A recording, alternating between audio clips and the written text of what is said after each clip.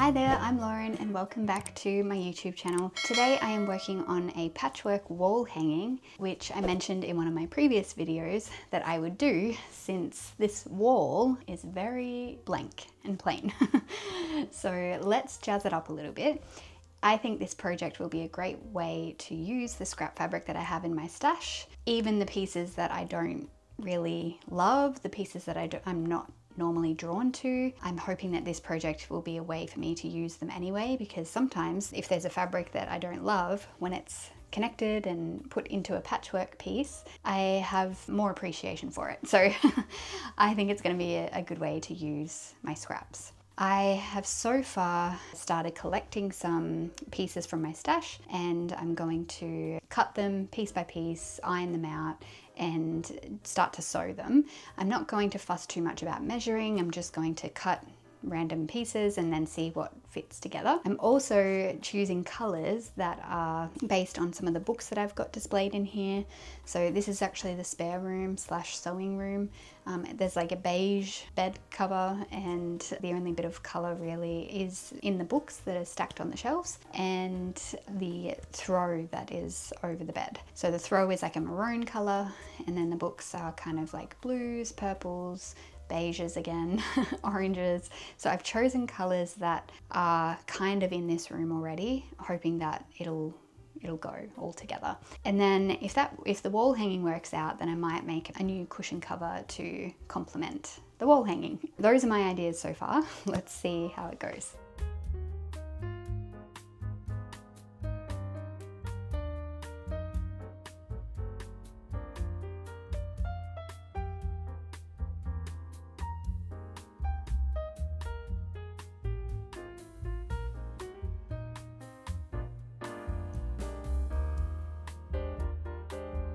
So I bought this wooden rod from Spotlight, the craft store, and it measures to be about 85 centimeters. So I'm hoping that this will look good on this back wall here with the patchwork hanging down. So my idea to attach the patchwork to this rod is to kind of have the front part of the wall hanging all patchwork, and then the back just a random bit of fabric that I have in my stash, just all one color. And I'm going to attach them together and kind of make a sleeve that will allow this rod to kind of slide through the patchwork, if that makes sense. That's my idea at the moment. And then to attach it to the wall, I'll probably just add a bit of string at the end, like just tie it, and so that it comes over to this side, and then I'll just like hang it with a hook. Or I could get 2 large hooks and just like kind of hang it there. But I think if I have just like a subtle white thread, I have some clear transparent thread, I could also attach that and use that to hang it. But I think, yeah, that should work, hopefully. So like I said, making it up as I go along. Let's just get into it.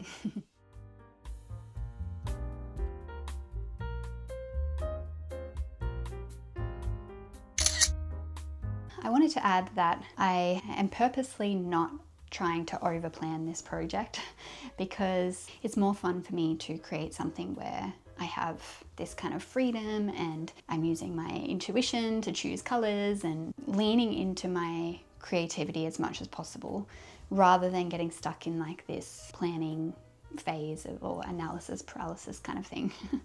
So yeah, I am just letting go of perfectionism here, and I'm going to cut the pieces, iron them, see what works well together. But I am giving myself permission to change it up as I go along, because I just think that that's a really important part of the creative process, just letting go of the perfectionism, leaning into your creativity, choosing colors and patterns intuitively, and just kind of experimenting and seeing what looks good and not getting too hung up on perfecting it and making it look like a masterpiece. And it's not about making something that looks like rubbish. I think it's just important to see where your creativity can take you and see how it evolves while you're in the process, because when you're in it, like that's where you become more creative. Plan a little bit, gather some supplies, but then just start putting things together. It's going to allow you to become more creative, and it's going to allow you to surprise yourself more and go beyond, you know, the limits of your mind as well. That's just another creative tip. If you are feeling stuck, sometimes it helps to get a bit of inspiration, maybe on Pinterest or Instagram, or even your own ideas, like revisit your past ideas, whether you like list them in your phone, revisit those and get inspired by yourself. That's something that helped me today in deciding what to do. Enough talking, more doing.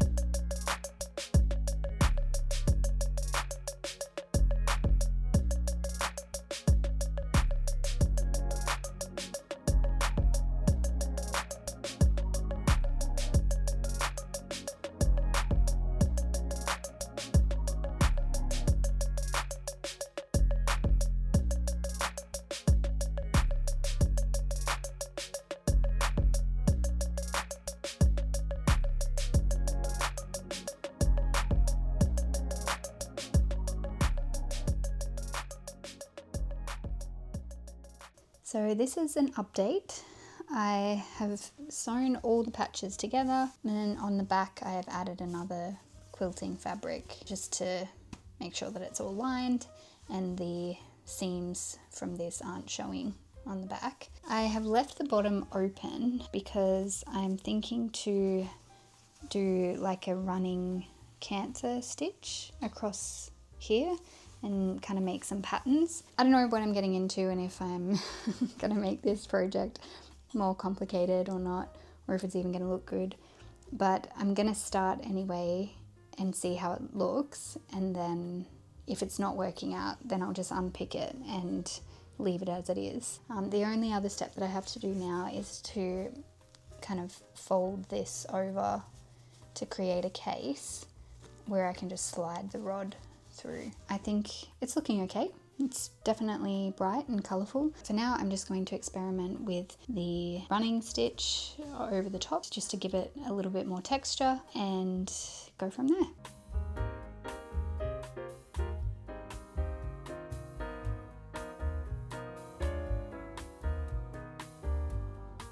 So I've just finished doing a running Kantha stitch all the way along here, and I'm thinking that I'm going to continue. So I have to commit to the time. It does take a while. It's definitely not perfect, but I think once I add more lines going up, it will look a bit more effective. I do want something on here though, so I think it's a good idea for me to just keep going with straight lines, and hopefully it'll look a little bit more put together, but we'll see how it all turns out. Yeah.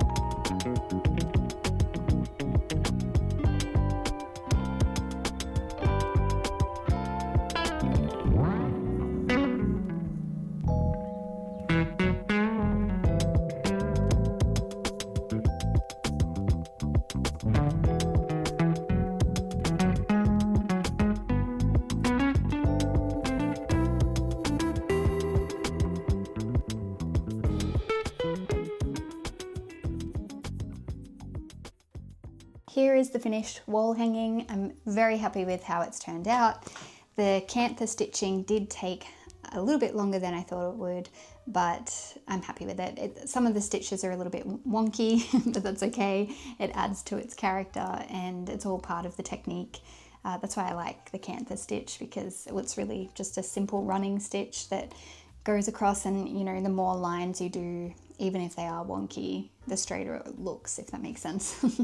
So it's a forgiving technique. I just kept things simple there, just added a little bit more texture. I think the colors look great. They go nicely with the books and the rug that's on the bed. And my next project is to create a cushion cover using some of the leftover pieces.